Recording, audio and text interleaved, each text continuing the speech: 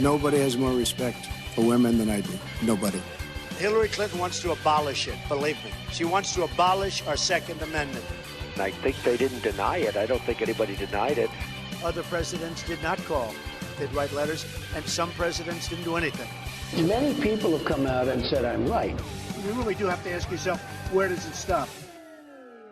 Hello and welcome to Fallacious Trump, the podcast where we use the insane ramblings of a man who doesn't understand New Year's resolutions to explain logical fallacies. I'm your host, Jim. And I'm your other host, Mark. A logical fallacy is an error in reasoning that results in bad or invalid arguments. And the logical fallacy we're looking at this week is the argument to the purse, also known as the appeal to wealth or argumentum ad crumentum. So before I talk about the appeal to wealth and all of that, I have to explain the fact that Trump doesn't understand.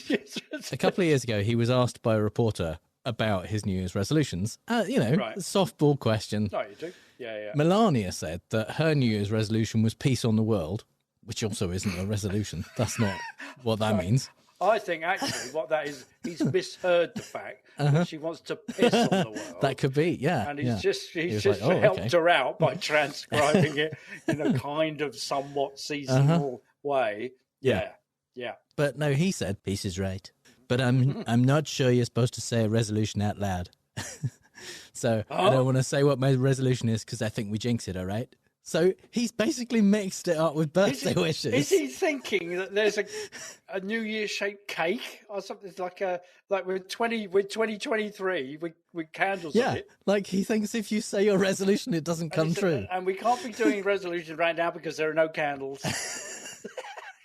So the argument to the purse is when the claim is made or the assumption is made that someone who is rich is better, smarter, more likely to be right, more worthy of giving the benefit of the doubt than someone without money by virtue of their wealth. Right. And it's unsurprising that Trump is in favour of this theory.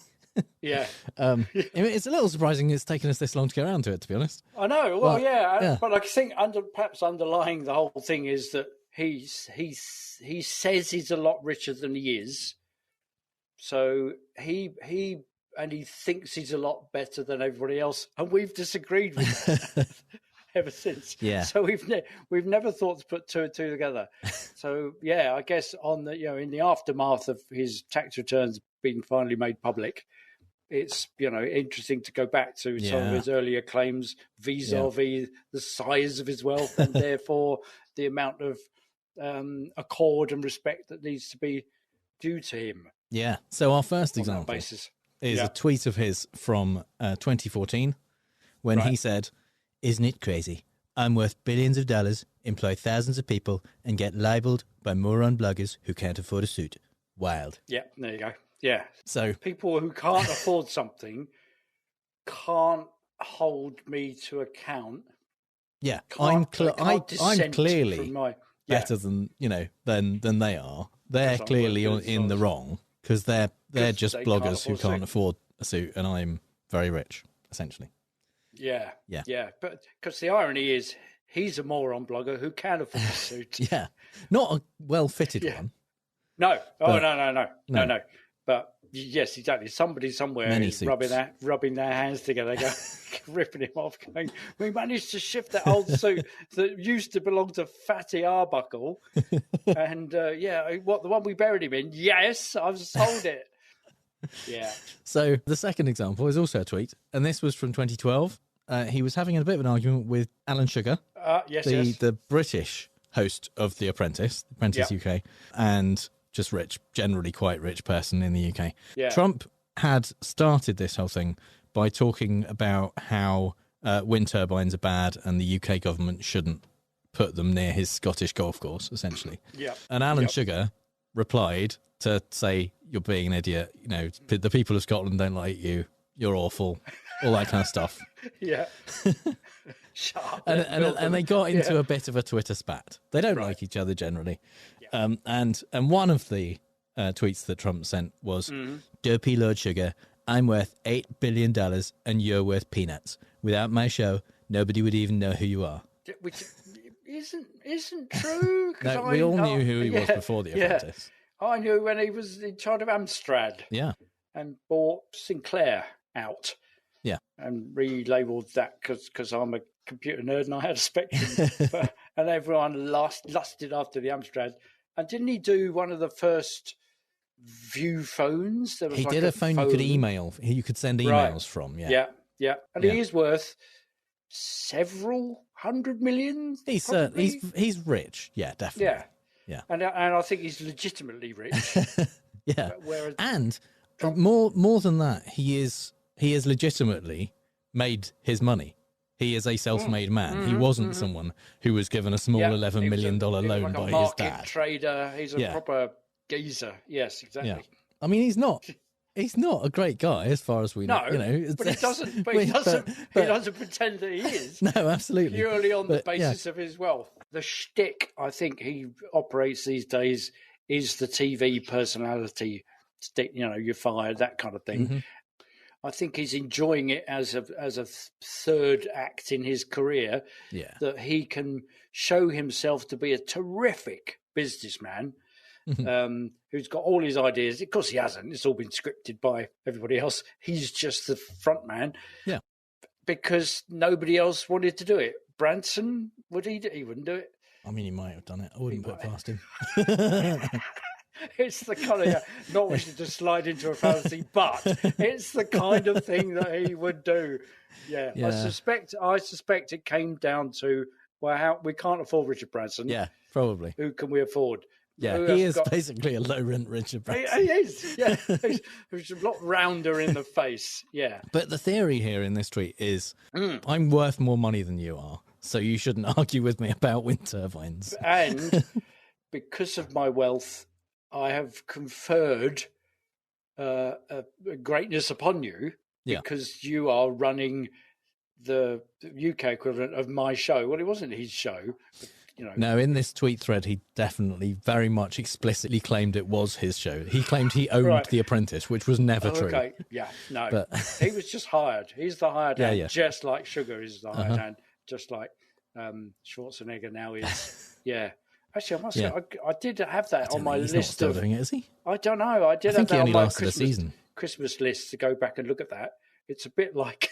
What made me think of it was that they're rerunning Blankety Blank in the UK, which made me think, I must go back and look at the original pilot of that, which has got people that I can't even remember from the 1970s, which made me think of, I wonder what Schwarzenegger's I was ill over Christmas. It's a natural connection for a fever adult brain to make. Yes, exactly. Yeah.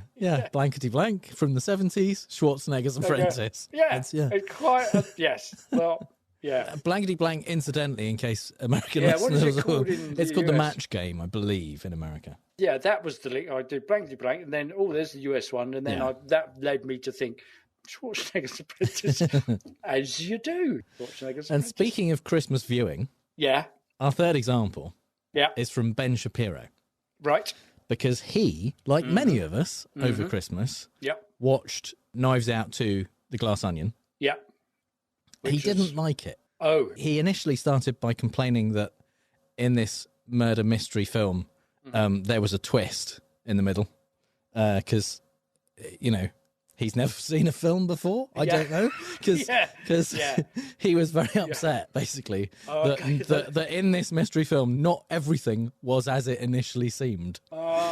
He's not heard of Agatha Christie or Murder, She Wrote.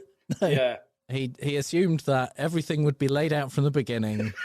And you wouldn't be challenged at all. No, nothing foreshadowed. Well, all of the things that were foreshadowed would be just kind of done out. Yeah, it's like watching that with significant film watchers of my acquaintance in my house. The moment I know that something's happened in the clear linear progression that ought to be being played out is when the phrase, well, that's not realistic, gets used. Like, okay. God. Okay. Over Christmas, my sister, who is a Christian, by the way, mentioned that she hasn't seen Muppet Christmas Carol when talk turned to Christmas viewing. Because she doesn't like things that aren't real. That's her reasoning. Okay. For not having watched the Muppet Christmas Carol. Right. Which of the Muppet Christmas Carol is not real? Well, they're Muppets, aren't they? It's not realistic. Oh, okay. Not the fact that it's a No, story, or the fact that it's based on this entirely made-up celebration of an entirely made-up deity. Yeah, for the purposes of power-grabbing religious leaders, in my opinion.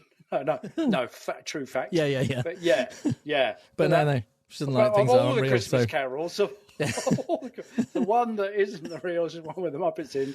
Yeah. But that's quite good because there's rumours where people were talking to Ryan Johnson about making Knives Out 3.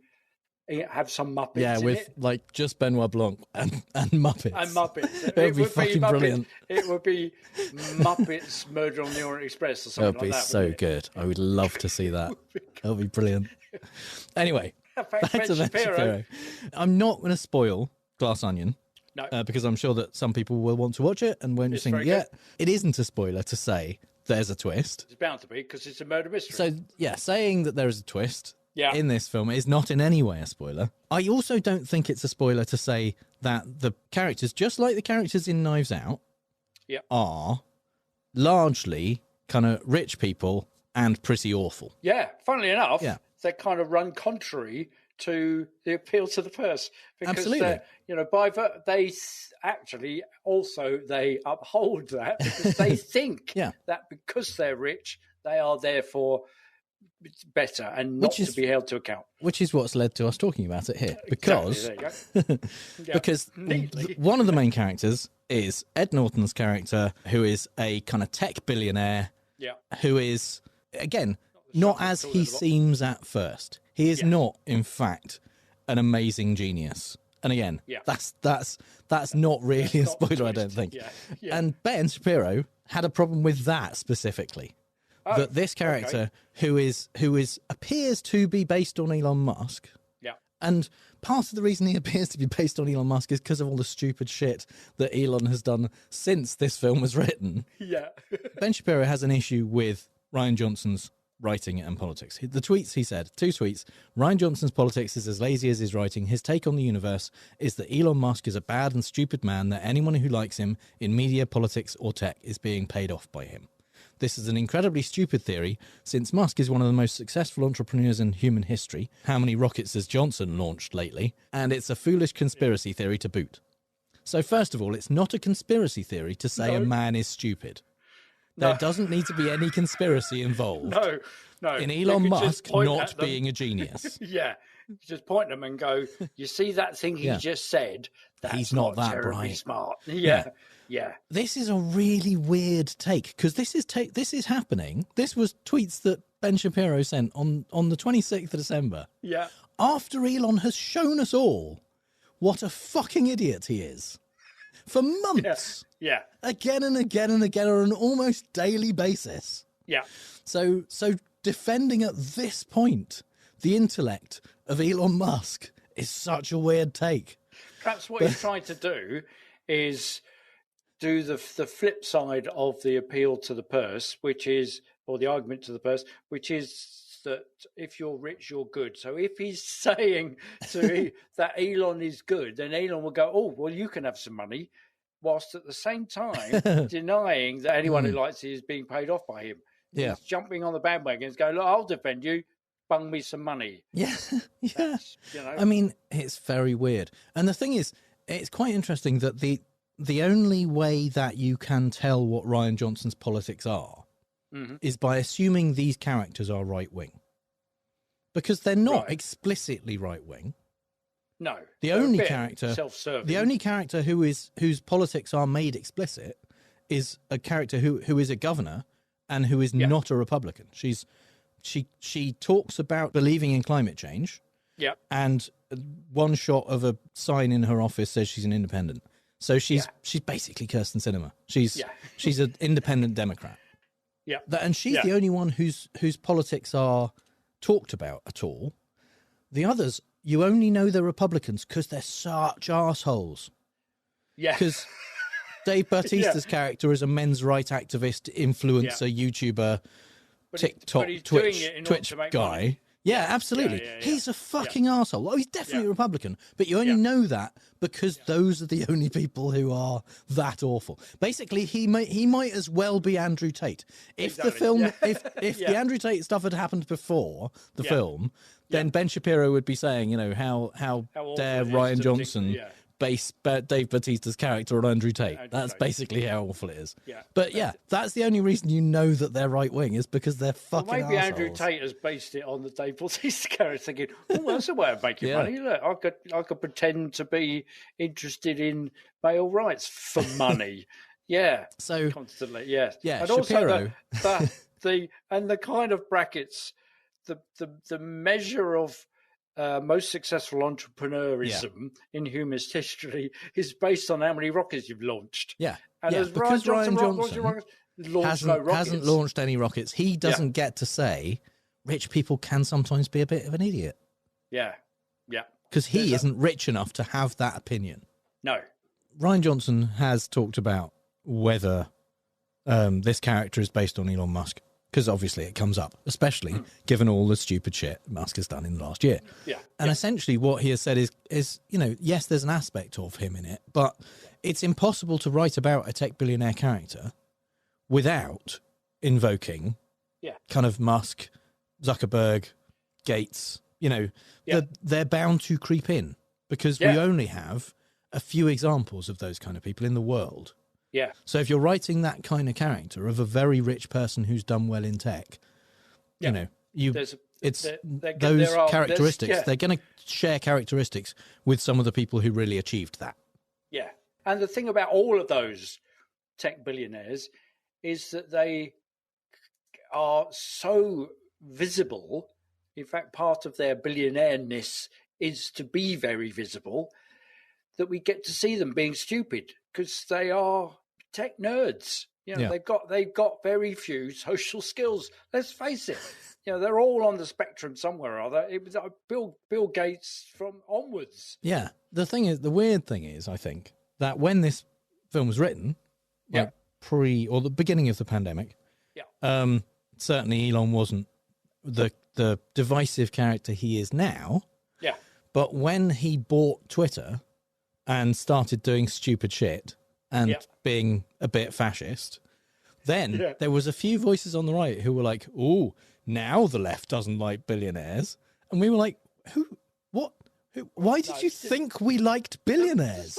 What? It's not now. It's always been like that. We're the ones who said billionaires shouldn't really exist in a fair society. That's a weird take."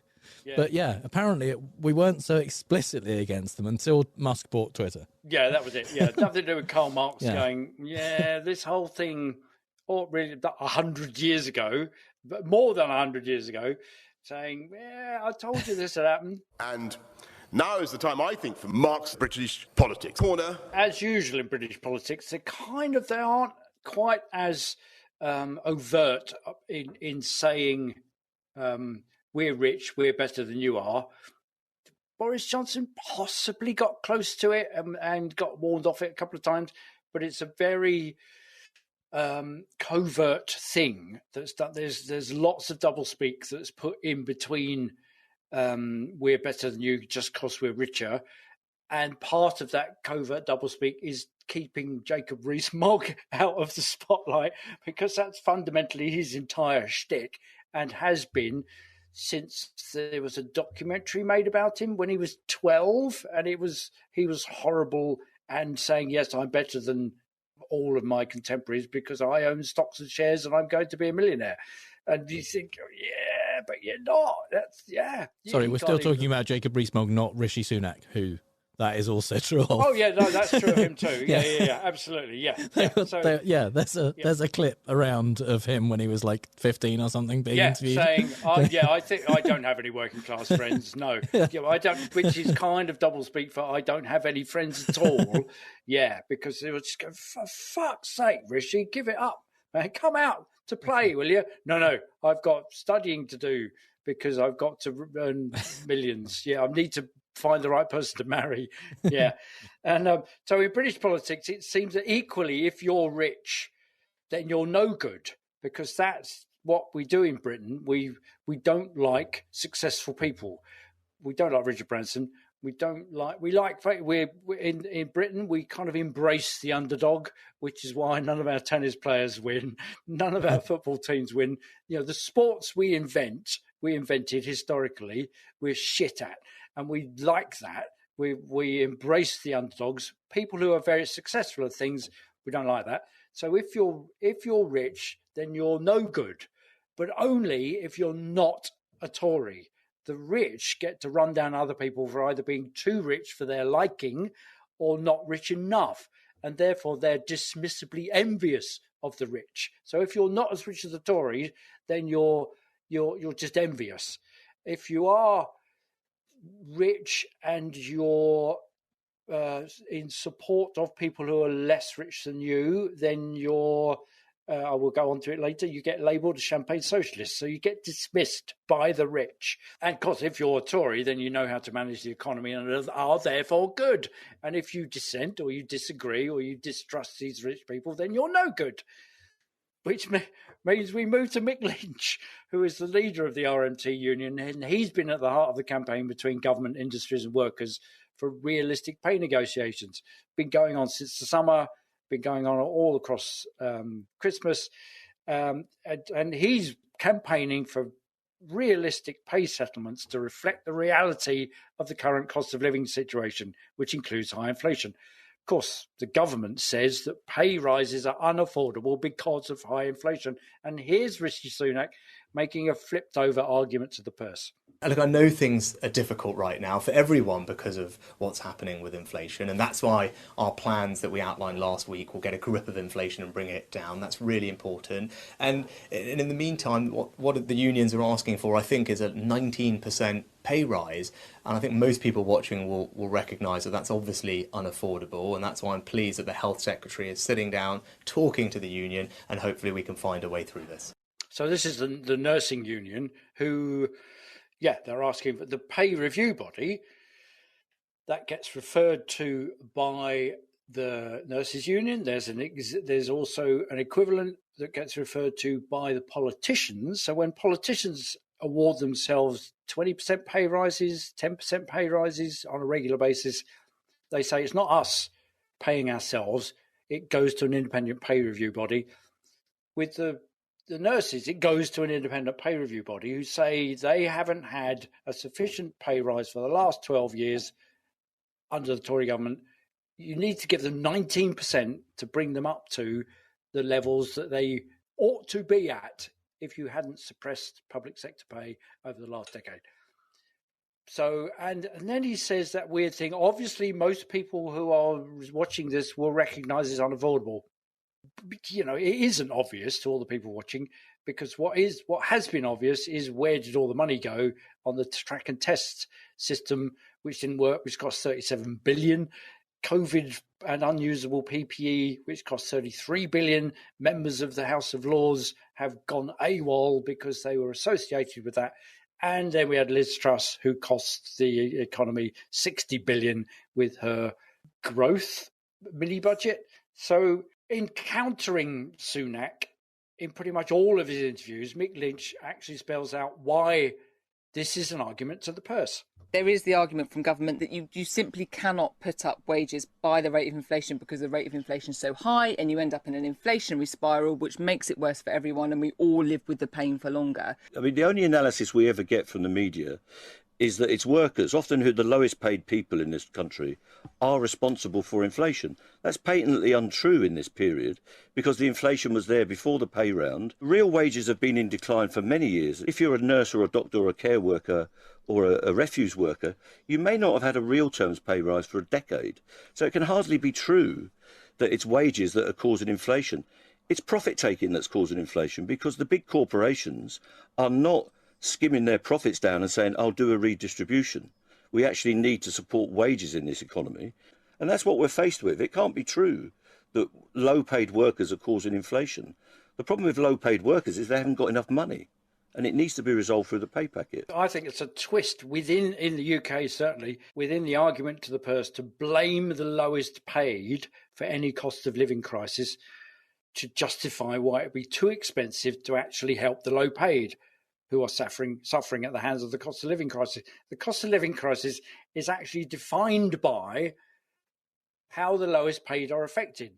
We know there's a cost of living crisis because the lowest paid are having to choose between heating and eating. Yeah, the people who are choosing which of their stocks and shares to sell so that they can buy another villa in Tuscany aren't experiencing a cost of living crisis. No, that's the thing. And the thing in the twist of the knife of the argument to the purse is they're making the lowest paid wrong, bad, and the cause of inflation. We can't do anything to help them because it will affect inflation. And if inflation is affecting the low paid, so we can't give the low paid any more money because that would affect the low paid. Yeah, it would make them, ultimately, they'd be worse off. We're doing it for them. We're doing it for them because we're good and we know we know what we're doing. Economy. Yeah. As Labour's Diane Abbott argued on Twitter this week, in his New Year's speech, Rishi Sunak urged us to, and I quote, sacrifice and hard work, end quote. What exactly does millionaire Rishi and his billionaire wife know about sacrifice? So it's a kind of an homage to what first attracted you to the millionaire Paul Daniels. Yeah, what exactly? So that's an appeal to the purse, I think, is to say you are very rich, therefore you are no good. In British politics, that's how that happens. You're out of touch. I think the appeal to wealth is a variation on the derogatory labelling of people as champagne socialists. You can't be a true socialist if you can afford champagne. So if you're rich and a socialist, then you're no good. If you're rich and you're looking out for the rights of others and the welfare of other people, then you're no good. And this was levelled against the likes of post-war Labour Party leader Clement Attlee, whose rejoinder was, yes, I'm a champagne socialist. I believe everybody should have champagne.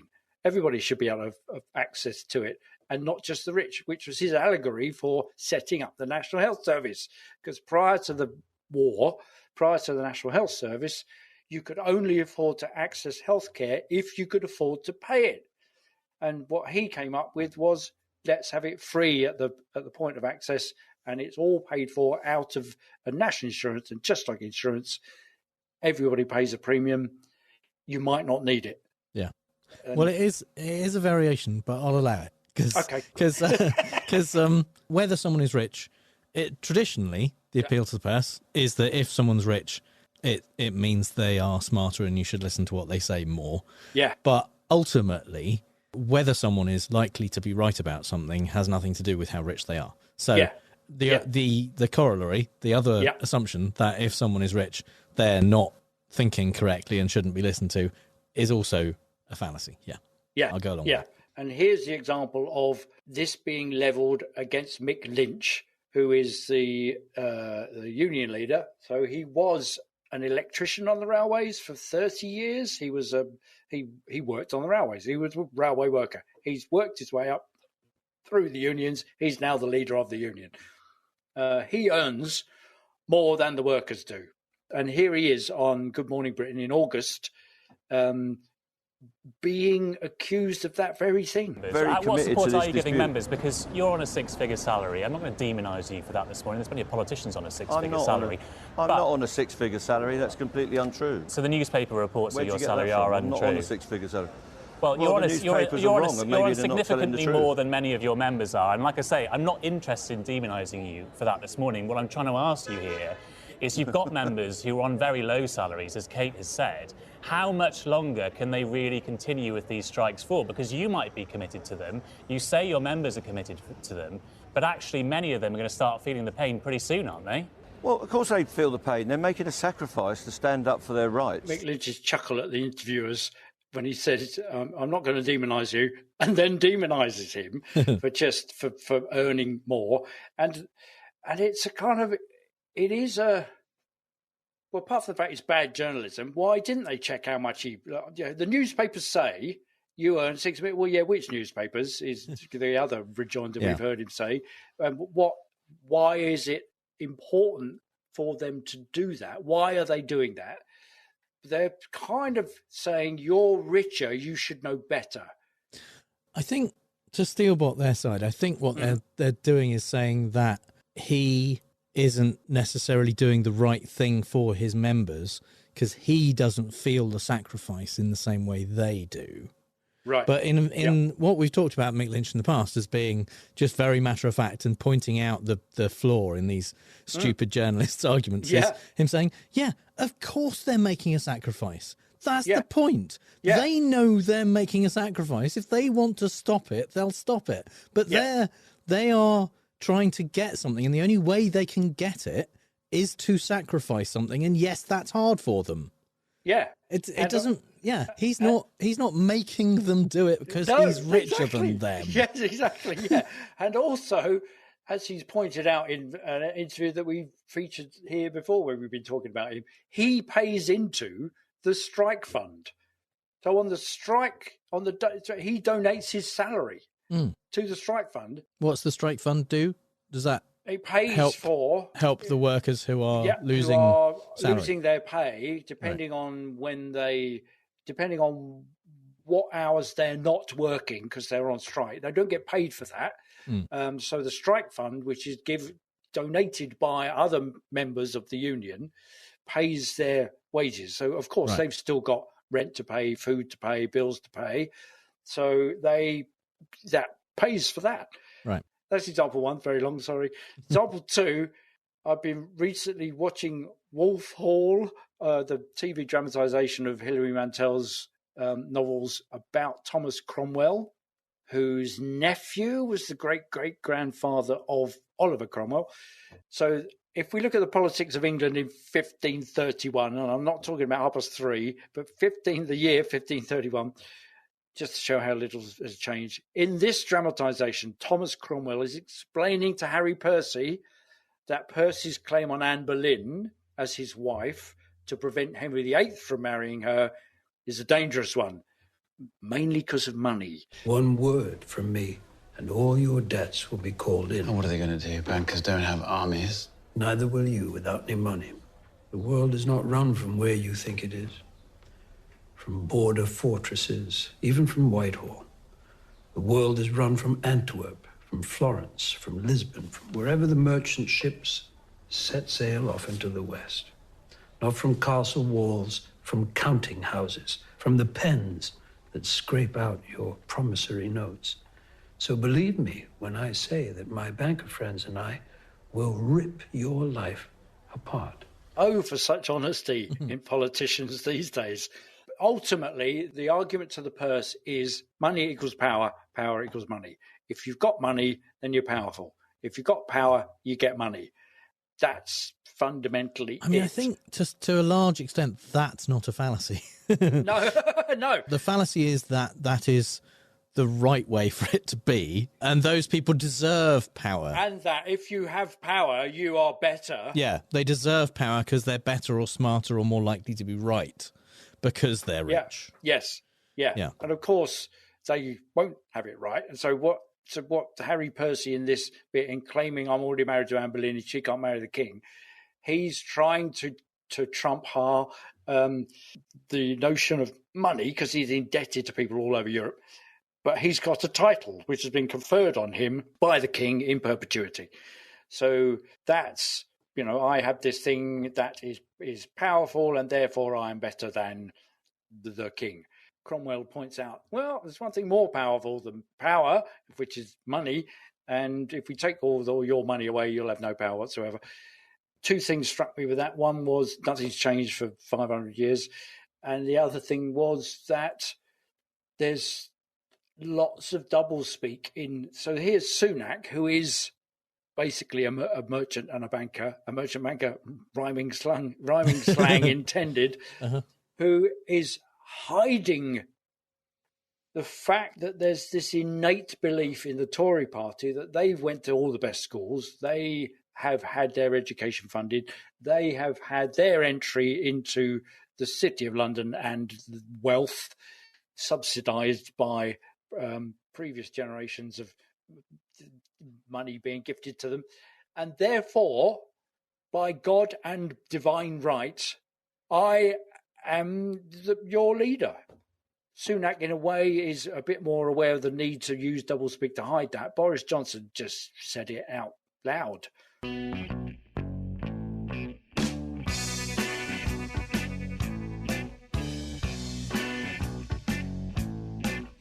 Fallacy in the wild. I'm Rishi Sunak. Don't you shake my money tree. Fallacy, not a bit.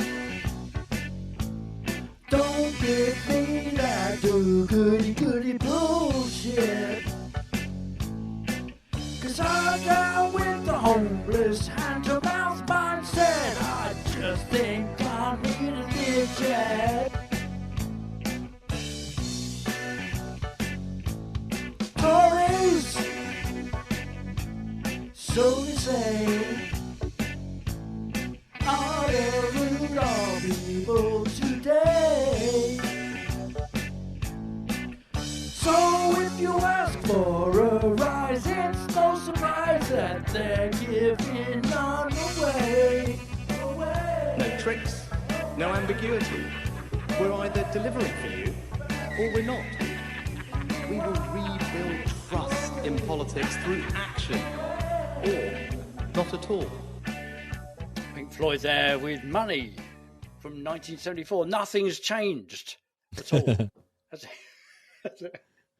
So in the Fallacy in the Wild, we like to look at the Fallacy of the Week from a non-political perspective. And this week, for want of a less punny phrase, there's an embarrassment of riches. Hey, yeah, so many, aren't there? I've got a couple more examples than I would normally have because I love so many of these. They're so great. And there were others that I could have picked, but I did cull them. So we start with an amazing thing, which is back when Microsoft XP came out. Oh, yeah. Microsoft made some adverts which went online. And this genuinely were made by Microsoft. Oh, my God. Yeah. And they mostly just took the piss out of Clippy, the annoying assistant that would pop up in the previous version of Microsoft and say, it looks like you're trying to write a letter. Would you like some assistance? You're trying to trash the economy. Yeah. Would you like to? Yeah. And so they based their selling point of Microsoft XP as we've got rid of Clippy. That was kind of what they were doing. And Clippy in these ads was voiced by Gilbert Gottfried. And wow. Yeah. And this is part of one of those ads. I hear we're upgrading to that new Office XP. Yes, I'm setting you up next. Too bad Office XP stinks. But I hear Office XP stinks. Really? Who says that? This plant does. Listen, I'm a tech guy. I make a lot more than this plant. Office XP is a great upgrade, and it doesn't have that paperclip. But I kind of like that paperclip. But I kind of like that. No, I don't. I hate that thing. Hey, plant, you're fired. I was going to say, Gilbert Gottfried's going to be quite sweary. And there's that assumption. I'm an IT guy. I get paid more than that plant. I make more than this plant. Therefore you should listen to me when I tell you that XP is a good upgrade and not listen to this underpaid plant. An inanimate object. So then I went down a bit of a Gilbert Gottfried rabbit hole. Yeah, I know. I've been there. And there's this brilliant joke that he tells. And yes, sometimes Gilbert Gottfried does get a little bit more sweary than that in the Microsoft XP ads, and that's certainly true. And this is one of his jokes. A man goes into a bank. He goes into a bank, goes up to a white-haired lady by the desk and goes, "Yeah, I want to open a fucking bank account." The woman goes, "What did you say?" He said, I want to open a fucking bank account. She goes, "You better watch your language or I'm going to get the manager." He says, "Why? Because I want to open a fucking bank account?" So she storms off, gets the manager. Manager walks over to the man and goes, "What seems to be the trouble here, sir?" And he says, "I want to open a fucking bank account for $500,000. And the bank manager says, "Oh, and is this cunt giving you a hard time?" Yeah. Money talks. Mm-hmm. So there we go. Brilliant. So our next example comes from Madagascar 3. Right. And this was Escape to Europe or Escape from... It's Europe. Europe's Most Wanted, I think it was called. Oh, yeah. And in this, the penguins are at a casino currently running a scam and getting very rich. And Kowalski knows what he wants to do with the money. We'll pick up the hippies and fly back to New York in style. Can we buy an Airbus A380? Solid gold, baby. Sir, a solid gold plane wouldn't be able to fly. Kowalski will be rich. The rules of physics don't apply to us. There you go. The ultimate thing. Yeah. So our next example is from the amazing series Cop Rock. Right.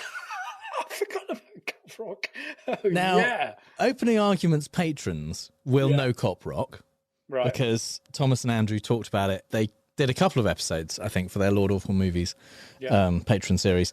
If you haven't heard about Cop Rock, it was a show from the 90s, which Stephen Bochco, who did NYPD Blue and multiple other excellent shows did, came up with this idea where you should have a cop show which takes the policing and the drama completely seriously, totally straight-faced, but also is a musical.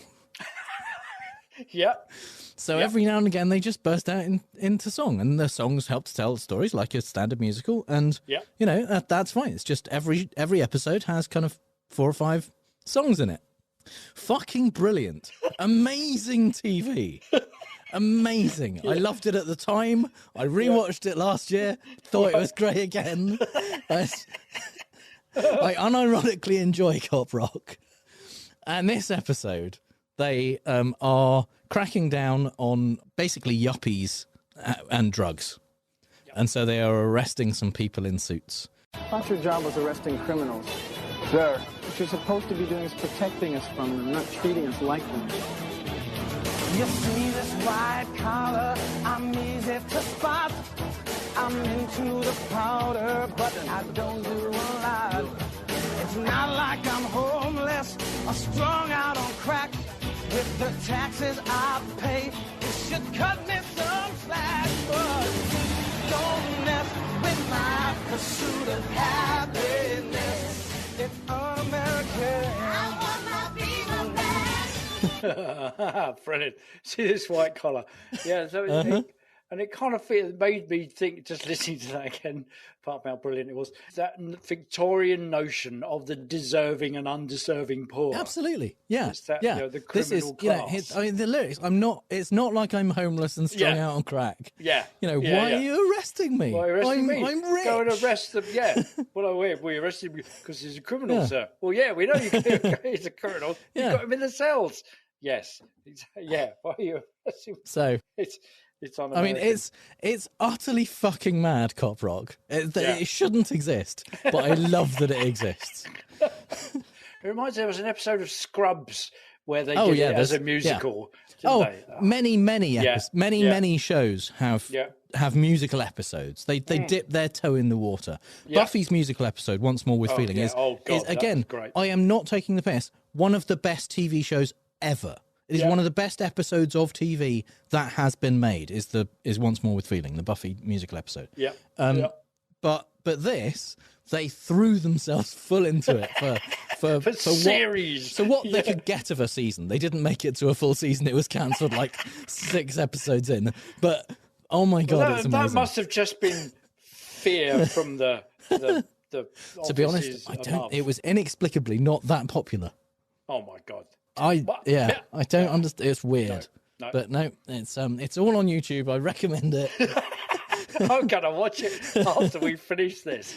Yeah, well, it's your kind of music, storytelling music. Oh yeah. It's definitely. Absolutely perfect, and the way. I mean, I love cop shows. I love musicals. What's not to love? What's not to like? Yeah, exactly. Yeah, it's like La La Land with cops. Uh-huh. Yeah. So, perfect. Our final example is from The Simpsons. This is the episode where Mr. Burns hit Bart with his car and gets taken to court. Your Honor, my client has instructed me to remind the court how rich and important he is, and that he is not like other men. I should be able to run over as many kids as I want. There you go. He's not like other men. Yeah, he's better. Better. Absolutely. He should be held to a different standard. Yeah, and of course the standard is overtly written by those people who are rich. Yes. Not only do we get to be held by the standard, but we write the standard to which we are held, which is very much to our advantage. British politics currently, and for the last 12 years. Yeah. So we're gonna play Fake news, folks. I love the game. It's a great game. I understand the game as well as anybody. As well as anybody. Yes, it's time for Fake News, the game where I read out 3 Trump quotes, 2 of which are real and 1 I made up, and Mark has to figure out which one is fake news. Given how much money I secretly transfer to your personal super PAC each episode, I think I should have won more of these than I have. Also, that money buys me the right to have my super injunction upheld, so no one gets to hear that I pay you money each week to win. Oh, no, I see what I've done there. I've let the cat out of the bag. I think the fact that you're only on 52 out of 104 is an indication that maybe that's not enough money. Exactly. Yeah. Exactly. And you should maybe see if you were paying a more significant amount of money, it's an indication. It's an indication of how super rich I am. And I should be held to that, and should be being handed this on a plate. I am not like other men. It should be given. It should be paid attention to. I shouldn't have to work quite hard. Is what I'm saying. Yeah. But hey, I'm dead on 50%. I'm obviously absolutely. Yeah. Some of my money is going astray. Is what I'm saying. Yeah. Yeah. So you have the opportunity to remain above 50% or drop below it, depending on how you do. Yeah. Okay. Mm-hmm. Trump examples are. I mean, I've got plenty in the bank. Don't worry. Yeah. But they are getting thinner on the ground because, thank God. Since he announced his candidacy, I don't think he's left any of his own properties. He certainly hasn't done any rallies. Right. I don't think he's left Mar-a-Lago or like Bedminster or, he's stayed on Trump grounds. I mean, it's possible he's worried about being arrested and he thinks he's got some kind of sanctuary. I wouldn't be surprised if that's why. Exactly. But he's just he thinks he's Julian Assange in an embassy. Behind his back. Yeah. I don't know. But is there such a thing as Faynites do you have Faynites in the US? Do you remember saying that as a kid? Where that would be, you get caught in the open. So you cross your fingers cross your fingers and bite your hand and go Faynites. And they go, people just go, fair enough. Can't get you now. Can't get you now, You don't take your shots. No, that's because I'm richer than you are. Yeah. So for that reason, these are from videos he's recently started releasing on Trump Social. Oh, okay. And they tend to be scripted. Right. But are they like hostage videos? They do look a bit like hostage videos.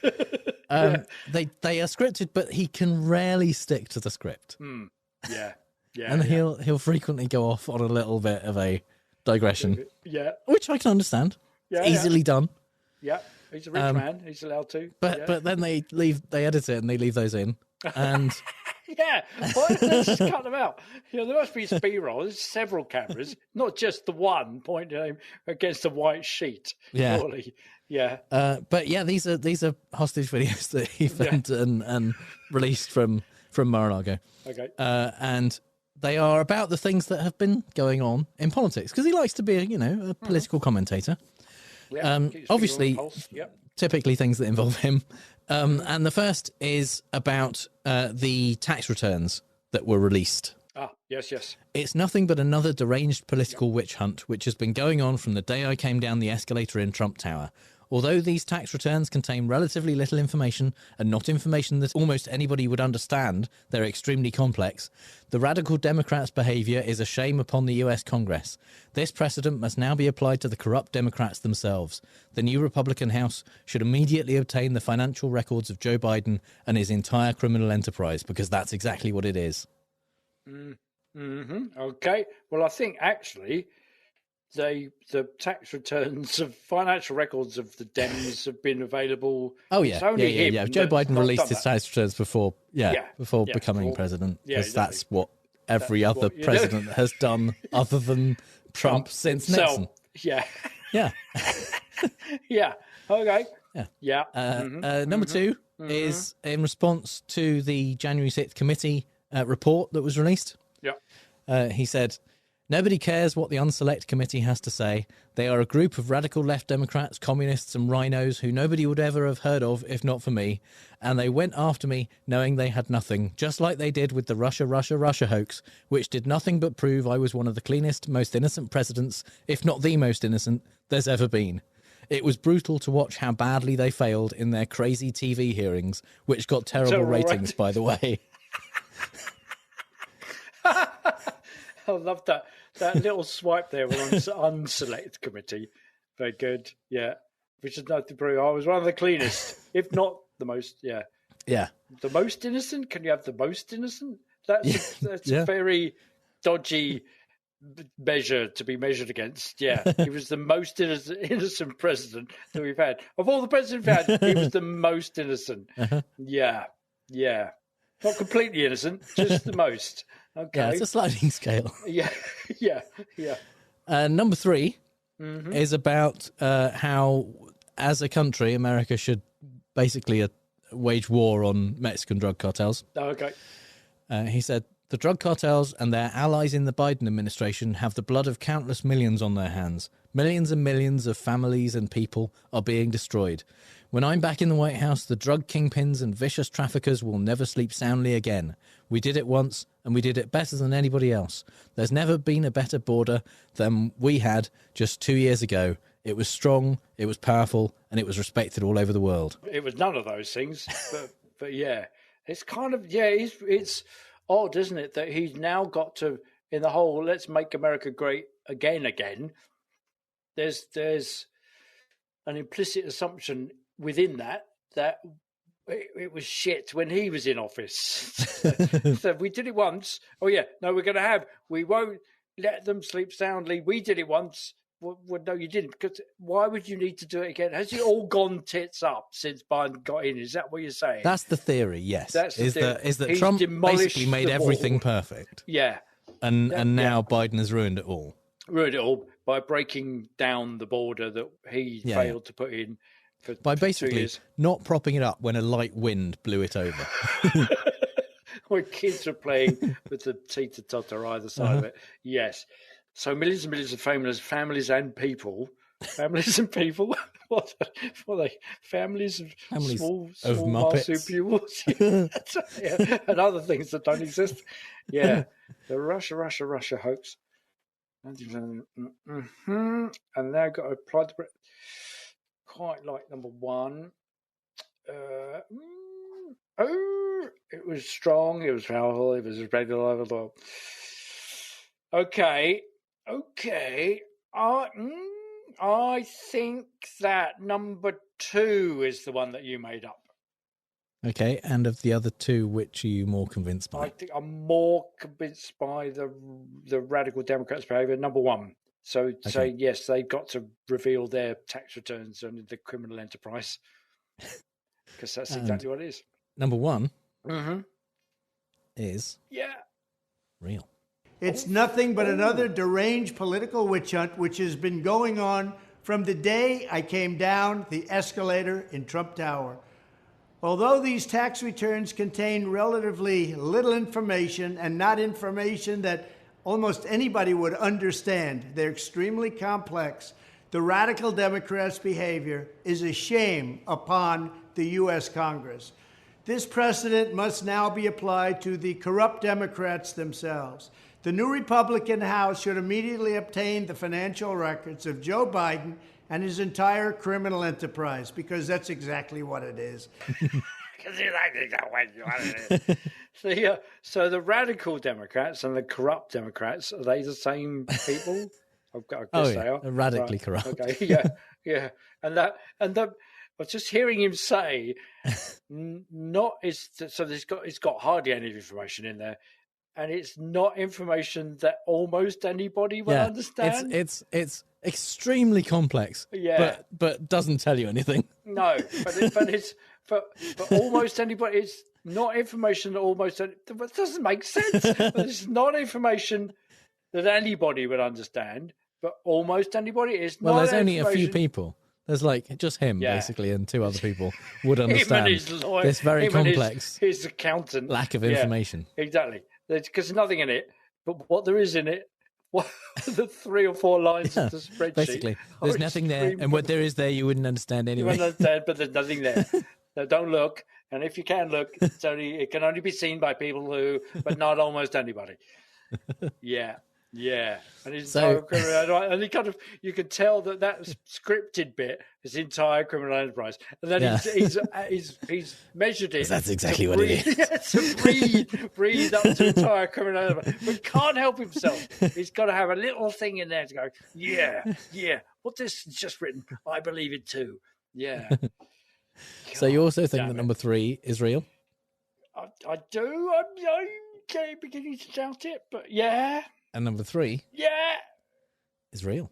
The drug cartels and their allies in the Biden administration have the blood of countless millions on their hands. Millions and millions of families and people are being destroyed. When I'm back in the White House, the drug kingpins and vicious traffickers will never sleep soundly again. We did it once, and we did it better than anybody else. There's never been a better border than we had just 2 years ago.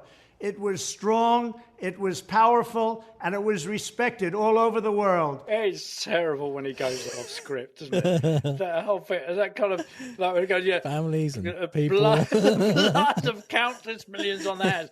Just leave it there. And then he had to kind of go, millions, and he couldn't have his mouth quick enough. Millions and millions of families and people. Okay, can you get people without there having been families? Some people have no family. Yeah, but they would have come from a family. Hey, there was families, but you can there are people you could destroy where you wouldn't be destroying a family because their family is already dead. Oh, I see. Right, okay. For example, that's not okay. That's not just there are very few the inner mafiosi speaking there. There are very few families you could destroy without also destroying people. But the other way around, I see. If you put a bit of effort in, you could find people without families. So you have got that correct. Whee! You're now officially above 50%. Oh, right. And what a way to start a new year. What a way to start a new year. Yeah, see, the payments have finally paying off. Finally coming good. You see, all you need to do is, get above a certain pay threshold. People respect you for being good.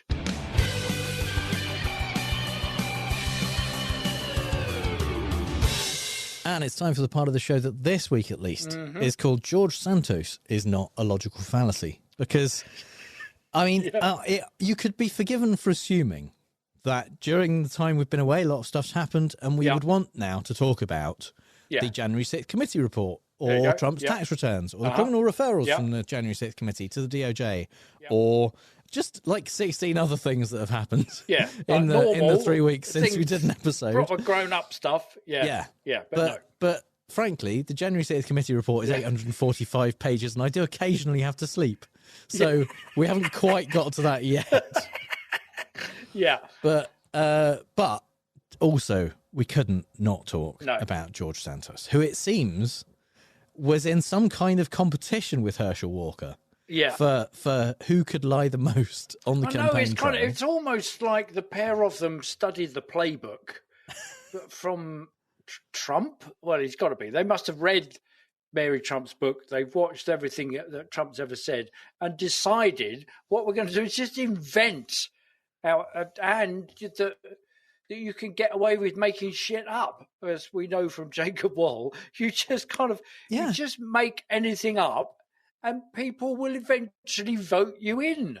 But it's like they went from Trump lies and he got elected to Trump lies and therefore got elected, and so that's what we need to do. They've made a causal connection. So that's the only way to do it. And weirdly, he's now member elect. Yeah. Well, he's now been sworn in because they did it. They managed it finally after a little bit of difficulty. I think we should do it as a kind of at some point. I thought that there would be like a Mission Impossible bit where he tears his mask off. Mission Impossible / Scooby-Doo / Sacha Baron Cohen. Where they go, you see, it was a scam all along. It's just to show how gullible you stupid American voters on the right wing are. I'm not ruling it out. No, sorry. It's just not enough footage. As far as I'm concerned, I haven't reached that kind of bit where you just get over about 2/3 footage. You go, oh, yeah, I'm comfortable now. I've got enough for an edit. We're kind of maybe not there yet. Yeah, so he's got to run out. He's got to be in the House. He's got to be part of passing of a bill. He's got to do some politics in order to and pass something that's absolutely outrageous before he can do the reveal for it to make a proper film. Grant you that. Yeah. It's not like that though. It's real. Yeah. Basically, George Santos has pretty much lied about everything he's ever said. Yeah, and anything he's ever done. Yeah.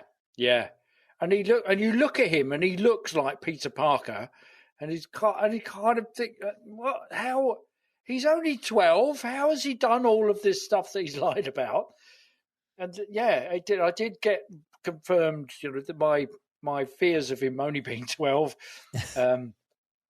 were put to bed by New York. The New York Post who said, no, he's 34. He's only 34. It's what? And he's graduated from this. So fundamentally, there is a rap sheet as long as your arm. Somebody described it as it's as long as it's like a CVS receipt. Where you get absolutely. They come out there 500 feet long. Yeah. And you think, well, where is the broccoli I bought? Where is that? Oh yeah, it was money off. It was 2 for 3. Yeah. He's God. I mean, the weirdest things that he's lied about, and it's. I mean, like I said about the it seems like he thinks lying is how you get elected. Yeah. There's a lot of stuff I don't know why you would bother. Like, for example, being Jewish. Just a small thing. Yeah, just big one. Yeah. Didn't he say to, a proper gathering of potential Jewish voters that he was a proud American Jew? He did. He had. He said that he was a proud American Jew who had been to Israel numerous times. Yeah. And that his grandparents escaped the Holocaust. Right. Which his maternal grandparents specifically, which is weird because they were born in Brazil, and it seems probably never left Brazil. Now, why would, So didn't what? I mean they did escape the Holocaust in as much as they were never anywhere near the Holocaust. Yeah, so they escaped lived at ever the time being troubled by the Holocaust at all. Yeah, right. But that's a strong claim to the Jewish community because that gives you credibility that you take the plight of the Jewish nation. Can we say nation? Of that's a serious thing, and you've got chops if that's where you get your Jewishness from, and the strength of feeling and advocating for the rights and for that to be a lie. Yeah, I mean they also probably weren't Jewish. Believe the grandparents, they were Catholic. Okay. Okay. So Not Jewish. So even if they hadn't been in Brazil, they would have had less of an issue. And he claims the maddest thing that he said since all this came out is that he never claimed to be Jewish, which is an absolute lie. He lied about the lie he told. Yeah, but he said, say proud American Jew. No, he said that it was a thing that he would say to people was that because he had learned that his maternal ancestors had a Jewish background, that meant he was Jew-ish. That's terrible. Yeah. That's what? That's what? Oh yeah, no, that's a gag I always make. Yeah, I'm Jewish. That's mad. Then you would just get ostracized by the entire Jewish community anyway if you did that. Oh, definitely. Yeah. I mean, yeah. What? And how is that? How does that have any meaning at all anyway? No. Yeah. So I am a Catholic. I was brought up a Catholic, but I'm Jewish. Based on what? If you were going to say it like that somewhat of a Jew. For whatever weird reason, if you were going to say it like that, you would have to leave a very clear gap, wouldn't you? Yeah. Between Jew and Ish. Jew and Ish. and like I'm Jew and then go and make a cup of tea and then come back Ish. And you could really only get away with that if you were Jewish. Someone who's Jewish, culturally Jewish. Someone who is non-practicing Jew. Yeah. Arguably could make that joke, possibly have. But no, this is not appropriate. I mean, but I was going to say not the worst thing he's done or said or claimed. It's up there. It's in the top rank because there are plenty of reasonably inoffensive things he's claimed, working for Citigroup and Goldman Sachs, neither of whom have heard of him. Graduating from a certain school, graduating not from any graduating. school. yeah. So he apparently went to a prep school in the Bronx, but didn't graduate, and the school just kind of held their hand up and went, "Yeah, no, never heard of him. We would. It's a prep school." We would have a list because we take registration at the beginning of each day and somebody calls out your name and you say, yeah, present.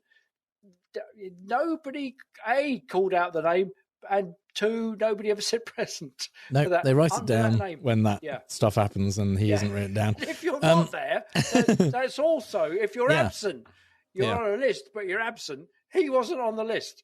Yeah. I mean, he also, following the graduating from that prep school he didn't go to, he claimed that he went to New York University and Baruch College and got degrees in finance and economics. Neither of those two institutes have ever heard of him. Much less awarded him a degree. Turns out he hasn't actually been to any university at all. Doesn't have a degree. That might explain his lack of education. He was too busy reading The Art of the Deal. And then having not graduated from any university, he didn't go and work for Citigroup, although he claimed he did. But the years that he says he was working at Citigroup didn't exist anymore. They had been sold off. Yeah, which is it would make it harder to clarify. No, he also didn't work for Goldman Sachs, and he also didn't own 13 properties, which he claimed he did own. Because didn't he moan about in the pandemic? He moaned about the fact that he wasn't able to evict people for non-payment of rent. So he's got all it's really these hard on landlords. He's having to pay tax. Rent freeze. Yeah, I can remember. I think we talked about that coming up, and oh pity me, the rich man. But it turns out he didn't own them at all. No. So he wasn't. He had non-existent. No, he doesn't own. Not even. He doesn't have a house of his own. Oh, okay. It's not like he doesn't own multiple properties. Right. He was living at the time, in his sister's house, in her basement. He He is staying with a family member. He is looking to buy a house, supposedly. Right. I mean, that's probably another lie. But if someone gives him some money, So how?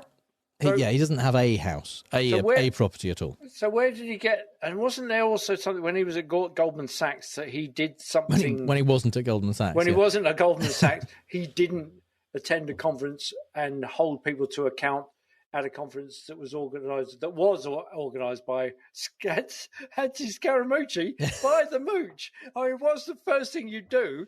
Bring him up, and you go, yeah. So this thing do you remember that? Oh yeah, no, I remember writing that. Okay, George Santos, right? You know him. Oh, yeah, the guy that's just got elected. Yeah.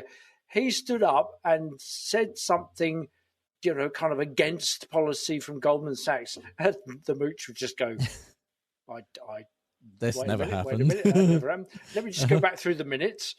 No, you've got to, in order to get away with it, choose something that is unverifiable. Yeah, absolutely. Not by the Mooch, who's still alive, still needs some kind of media recognition, and will gladly tell you all you need to know. Yeah. And not, for example, claim that 4 of the victims of the Pulse nightclub shooting were employed by your company. Like, were your employees. No, that is much worse than saying you're Jewish. Yeah, it is. What? Yeah. Which is, again, pretty easy to check, given that we know who died at the Pulse nightclub exactly, and we what can they work did. Out we know, for example, that none of them worked for the same company. There weren't like multiple people who were colleagues in that. Yeah. So there weren't 4 people there who all worked for the same company. It's just a lie. What was the other one? There's been talk about his claim that his mother died in or as a result of 9/11. Right. Which again is fucking awful to claim that if it's not true. Yeah. She can't deny it. She's not alive anymore. No. That's the thing to do. But he claimed that, and then again when she did die in 2016 announced that, or there was an obituary, and obviously that's 15 years after 9/11. So people thought, well, that might not be true then. It's not definitely not true, because I don't know what she died of, and people did get cancer as a result of being at Ground Zero. But did she work in the role that he said she did? Well, no, there is that, because he did claim she was not just an executive at a financial institution in the Twin Towers. He claimed that she was the first female executive at a major financial institution. Well, that would be newsworthy. That would be someone would have the written kind that down. of thing you could check. Yeah, except if it's in if the records of that disappeared with the towers. Yeah, like if they were in Building 7 and it was part of what got destroyed. Sure. Yeah. But no, the New York Times. Oh yeah, all the records of that were lost when the library at Alexandria was burned down. Yeah. The New York Times did a quick check and found that actually his mum was a housekeeper, not the first female executive. An executive at a major financial institution. Yeah. So well, that's the second thing that you could find out. First thing you find out is that she wasn't a female executive. And they go, well, then find out what she actually did. Yeah, what did she actually do? Yeah. So it makes it a bit less likely she was at the World Trade Center on 9/11. Yeah. But right. But it's not definitely not true. Unless she was doing housekeeping there. It's possible. Yeah. I mean, there's the charity that he claimed he founded.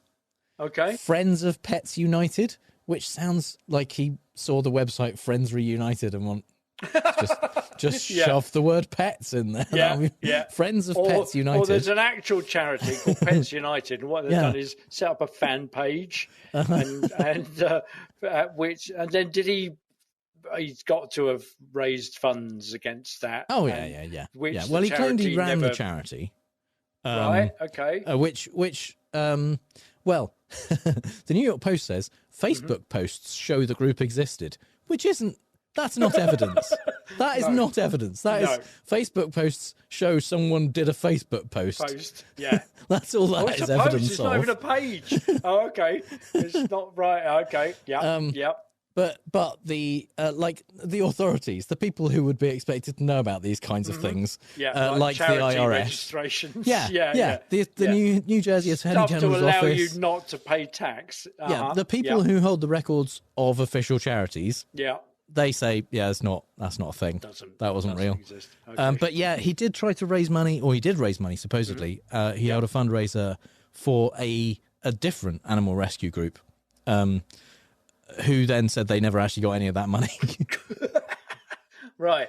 Because, okay, so when you run for office, it costs money. Given that he doesn't own any properties, he's sleeping on his sister's couch. Is that where the money for the fundraising for the animal rescue group went?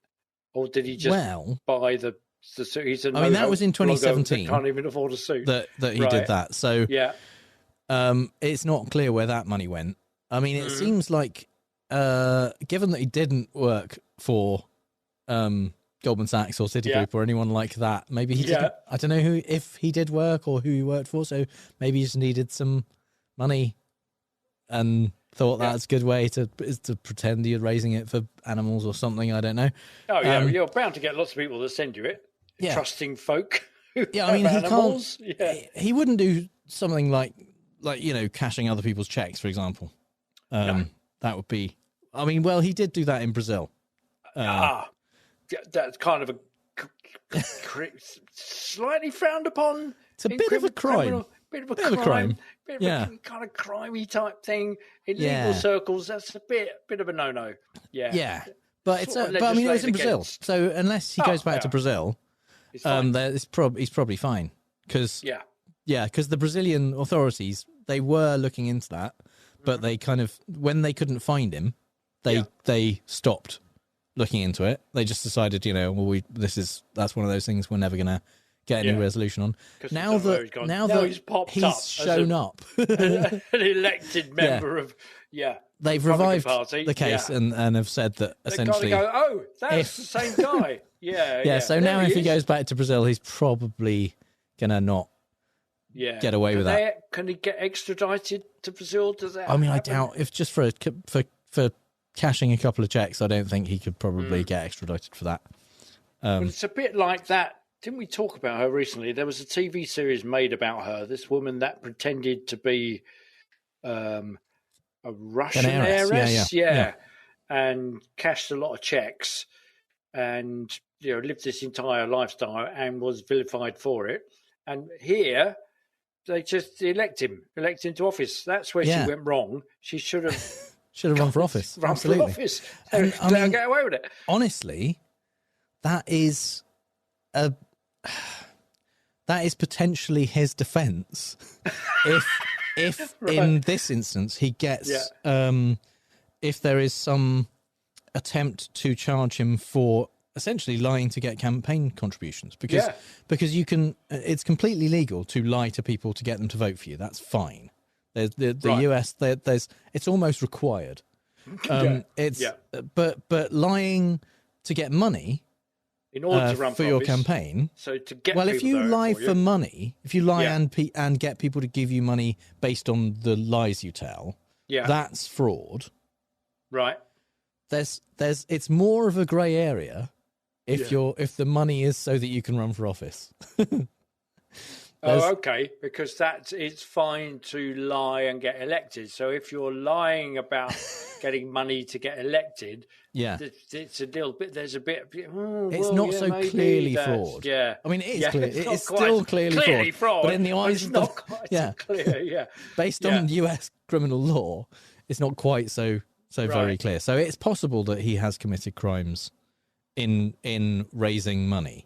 I mean, it's almost certain that he's committed campaign finance violations, because there's a whole thing about a huge amount of money that he loaned his campaign, like his company, a company that he runs, loaned money to his campaign of like $700,000 or something like that. I thought there was a limit. You had to declare each there thing is over 5,000 personal donations, right? But companies can donate to huge amounts. campaigns, larger amounts. It still has to be. But don't you have to declare that? It has to be declared, and it was declared. But the argument is that this wasn't actually money that his company had. Oh, okay. It was money that he put in to the company so that it could loan it to his campaign. So essentially, he's used personal funds to It's still being looked into where that money came from and whether that is indeed allowed. And it's looking it's being investigated. Let's just put it that way. And given the number of other things that he has done which weren't ideal, it would be in some way surprising if that was fully on the level. Certainly, they've released a kind of spreadsheet of expenses, of which a suspicious number of things come to exactly $199.99. Which there has been there's been speculation. I don't know whether this is true, that there's some kind of $200 limit on keeping receipts for stuff. Right. On these things. So they're basically saying, they don't know, no one looks at anything if it's under 200. No. So, as self-employed freelancers, we know that there's certain things that you can write off against tax and certain things that you can't. And that if you tried pulling that, the HMRC, His Majesty's Revenue and Customs would be straight on you. Go, I noticed you've got 16 things here that are $34.99. It's quite conveniently below the 35, which means we won't look into it. But because there are 16, we will look into it. Well, he has 39 separate transactions. 37 separate transactions that are $199.99 exactly. Which include things like, flights and coffee and like it ran completely like things that aren't worth that amount of money.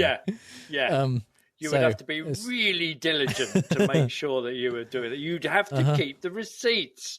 It's suspicious. Let's leave it. Leave it at that. It's surprising. It would lead you to, if we worked for the IRS, happened. we would be wanting to look at those things. It's the kind of thing that makes you want to know more information. Without any suspicion, just where's that coming from? The thing that jumped out for me in this whole report, it said, there are questions around the $700,000 that he loaned his own campaign when he won against Robert Zimmerman, and I was thinking, Bob Dylan running for office? No, I had to go and look him up. There's nothing like Bob Dylan. It's fine. But that's I wouldn't be surprised if that was, it's the kind of thing Bob Dylan would do late in life. Yeah, do you know what? I'm going to run for office. Oh, Jesus Christ. So, but needless to say, none of the people what elected Santos are particularly bothered by this. Is that true to say? Well, it's hard to tell at the moment because he's only just taken his seat, essentially. And all this literally kind of this come out morning. On the way. One thing is that when he showed up, as all of the members-elect showed up to Congress, he was a bit of a pariah, at least for the first couple of days. No one really talked to him at all. There's a lot of photos from Getty and from C-SPAN and people of him just on his own, sitting like you do at a party when you don't know anyone. You're just kind of on your phone and you're trying to make out like you're perfectly happy sitting by yourself. It's fine. You wanted this. You prefer it, actually. So there's a lot of shots like that, and then after like 2 or 3 days, I think Matt Gaetz and Marjorie Taylor Greene started talking to him, and it's like, oh, these guys, that you found your group. That's the problem. That's kind of the problem, isn't it? You do all that stuff, and that, in a way, that's the kind of the upshot that we want him to suffer.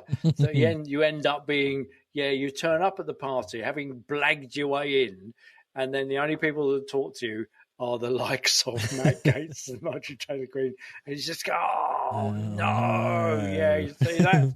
And then we could just stand back and go, right, well, you've got your just desserts. Nothing we need to do.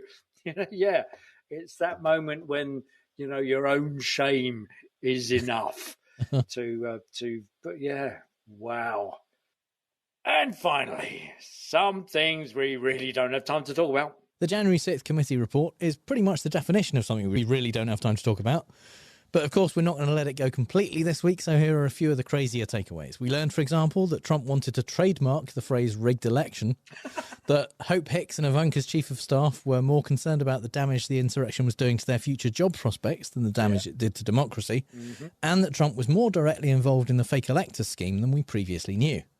Meanwhile, we learned from his tax returns that he paid more in foreign taxes than US taxes for several years, that he had a Chinese bank account while he was president, despite claiming he closed it in 2015, and that he probably didn't donate his presidential salary in 2020, even though a whole army of MAGA supporters on social media constantly rely on that claim to prove what an awesome guy he is. Oh, and one more thing, which will shock you to the core, so I hope you're sitting down.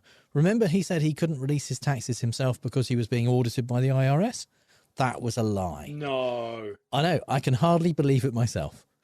We will definitely talk in more detail about these things, as well as the criminal referrals to the DOJ. But first, I might have to find a solution to the annoying need to sleep, eat, and occasionally do my actual job. If anyone has one of those time turner things from Harry Potter, hook me up. There you go. Yeah. And we could read through the 800 pages. Yeah. If you do what you've always done, you'll get what you've always got. And despite this truism, Kevin McCarthy soldiered on. In a bizarre principles-shedding mashup of Groundhog Day and Theresa May's repetitive Brexit withdrawal deal debacle, he finally got to be Speaker of the House of Representatives. On our The Right Wing Don't Do list, let's simply add shame. Or did we know that already? Yeah, we knew that. Yeah.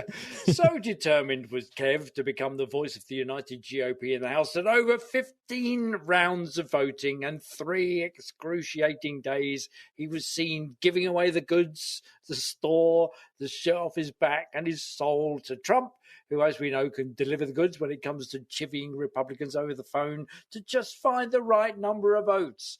Eventually, McCarthy dragged his beaten, abused, debased carcass across the line, all integrity shattered, but still smiling as if nothing had changed since his stalwart stand on many issues was defiled and demolished in the pursuit of power, position and office. As giggling, popcorn-chugging Democrats pointed out, if he's going to be this malleable in order to win, how's he going to negotiate between the warring factions of the GOP, let alone across the aisle? In a display of Republican unity, McCarthy eventually won by 4 votes, only because some of his own party simply didn't vote that round. Untrustworthy and vainglorious Florida man Matt Gaetz, among Republican holdouts who'd refused to support McCarthy in all rounds of voting, accused McCarthy of pursuing an exercise in vanity and said there is insufficient trust amongst GOP lawmakers in the House Republican leader. McCarthy quipped, after finally getting the gavel to bang, "My father always told me, it's not how you start, it's how you finish," which A, I guess, is how his father got to be a father, and B, remind me how that worked with Trump and January 6, 2020 again? With no speaker in post, there's been no Congress sworn in, and thus no one to enforce the rules about what could be broadcast from the House. So C-SPAN have broadcast days of riveting, unfettered footage of fighting and flip-flopping, failure and frustration. The nation finally got to see the shameless, unprincipled bargaining and backsliding it takes to get your name over the door. Though if Parliament TV in the UK is anything to go by, it won't stop viewers from voting them in regardless. There was a bit of a hot mic moment on CNN when McCarthy did that. It's not how you start, it's how you finish bit.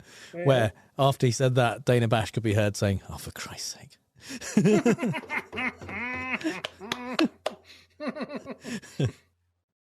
One of the Republican representatives voting against McCarthy as Speaker was Anna Paulina Luna from Florida, who is at the moment in a legal battle of her own.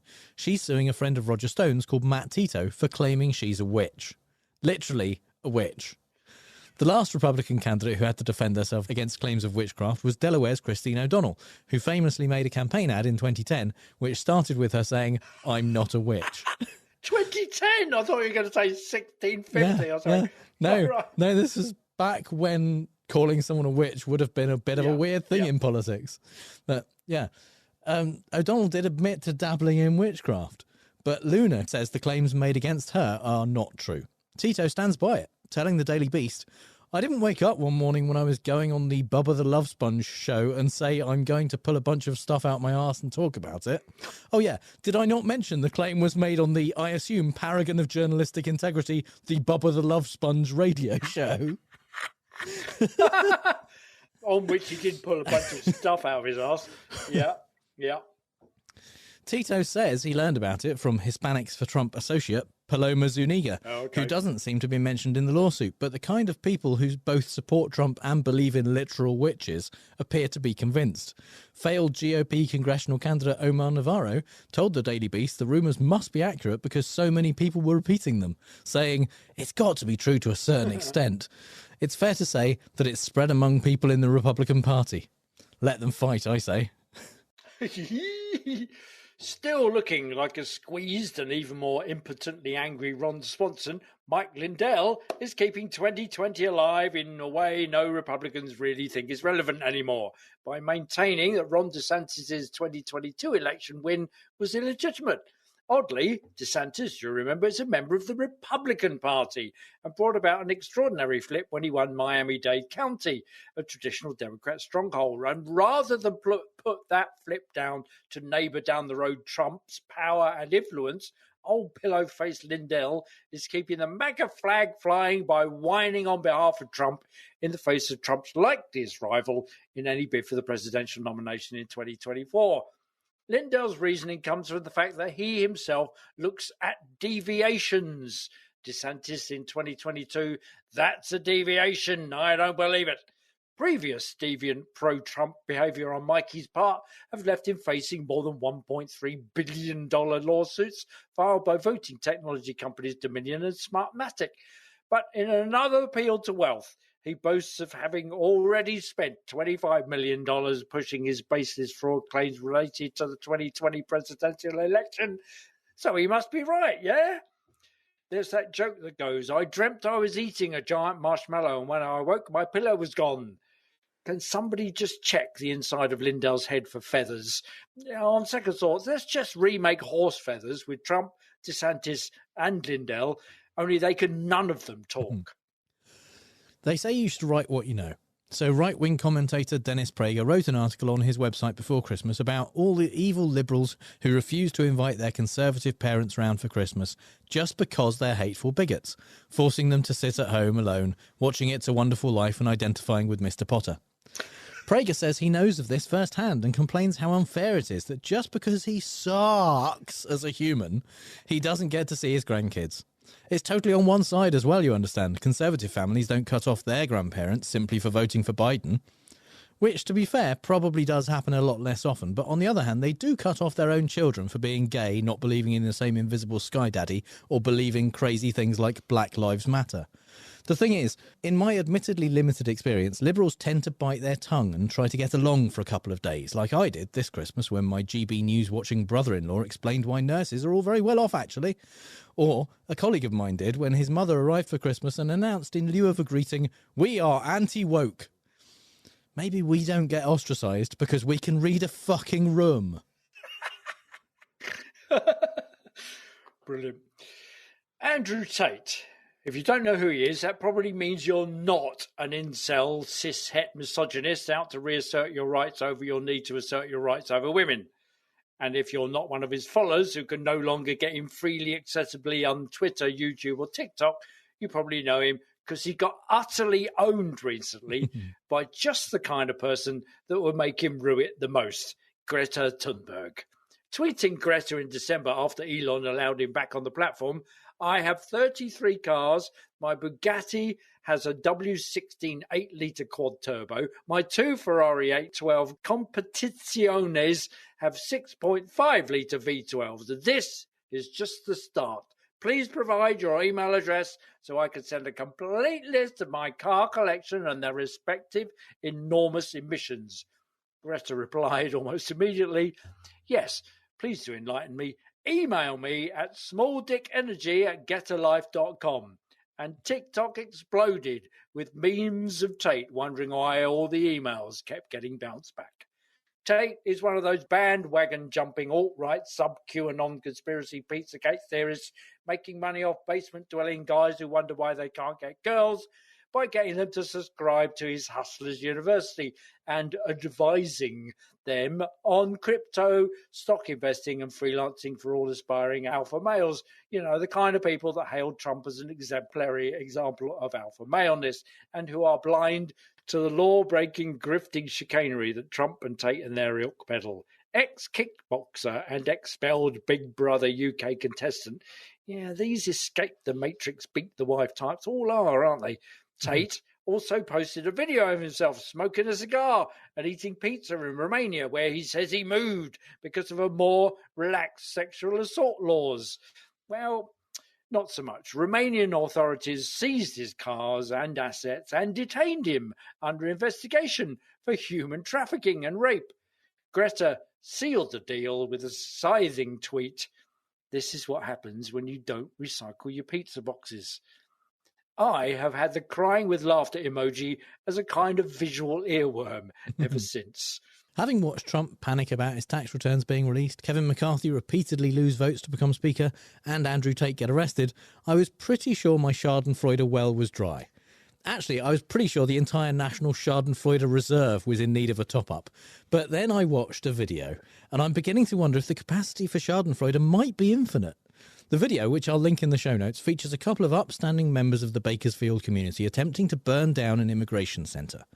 Now, these two aren't idiots. They came prepared with plenty of flammable liquid, which they proceeded to splash all around the walls and the parking lot to make sure it was a good blaze. Then, while Patriot number 1 was still spinning in circles, spraying accelerant in all directions, Patriot number 2 stood in a pool of flammable liquid, bent down and set it alight. If you're a bit smarter than these two geniuses, you might see what's coming, but they didn't. The accelerant accelerated things, and the guy nearest the flames ran away with his legs on fire, and his friend panicked and fell over twice, giving the flames time to reach him too. Neither seemed badly hurt, which I think means we can all enjoy the video wherever we sit on the Nazi punching approval spectrum.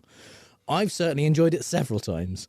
I'm happy to say the fire department quickly arrived and dealt with the fire, but the arsonists are still at large. Probably not for long, though, as a worker at the immigration centre told Vice the men dropped their phones during the escape, and they're now in the hands of the authorities. Marvellous.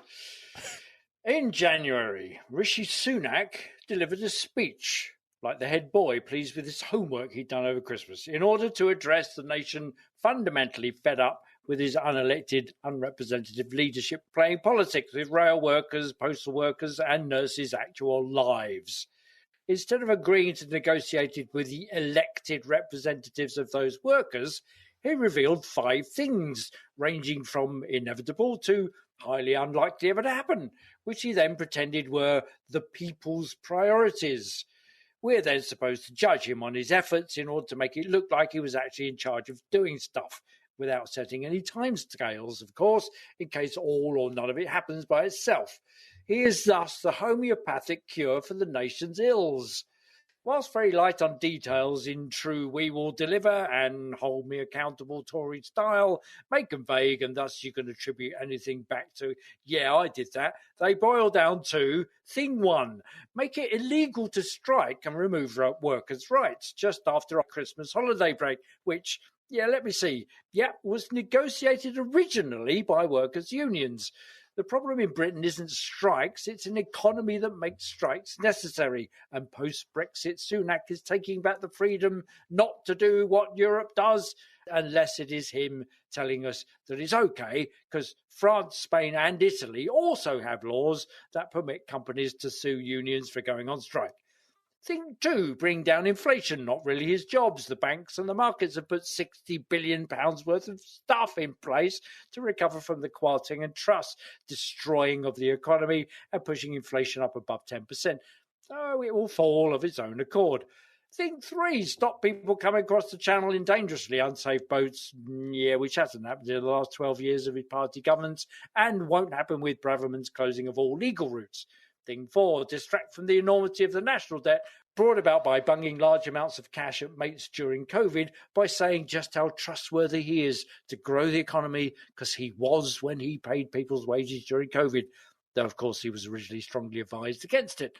Oh, and thing 5, make it compulsory to teach maths to school kids until they're 18. Currently, it's only 16, because that's very important to the economy. How do you think he got to be so rich? Was it charm, personality, creativity, musical ability, social skills, mindfulness, caring for other people? No, it was maths. No extra teaching staff or resources provided, of course, just like the hundreds of extra police, nurses and hospitals that were promised and not delivered by whom? Oh, yeah, his party. Yeah, happy bleeding New Year, Britain. Was it maths that got him so rich? Wasn't it being born rich and then marrying a rich person? I think that's mostly it, isn't it? Yeah. And well, but I think he worked that out with the spreadsheet. Yeah, probably. Yeah. So that's all the bad arguments and faulty reasoning we have time for this week. You'll find the show notes at fallaciousTrump.com, and if you hear Trump say something stupid and want to ask if it's a fallacy, our contact details are on the contact page. If you think we've used fallacy ourselves, let us know. And if you've had a good time, please give us a review on Apple Podcasts, Stitcher, or wherever you get your podcasts, or simply tell one other person in person about how much they like our podcast. And you can support the show at patreon.com/ftrump, just like our newest patrons Will M and Taru Tikkanen, our strawman level patrons Don Tuvi, Renee Z, Schmutz, Mark Reiki and Amber R. Buchanan, who told us when we met her at QED we can just call her Amber, and our true Scotsman level patrons Stephen Biggle, Janet Uetta, Kaz Tui, Andrew Houck, Max Beaver, and our top patron Lauren.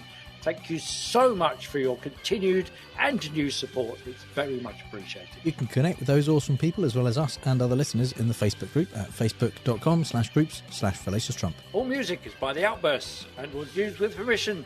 So until next time on Fallacious Trump, we'll leave the last word to the Donald. That's right. Go home to mommy. Bye. Bye.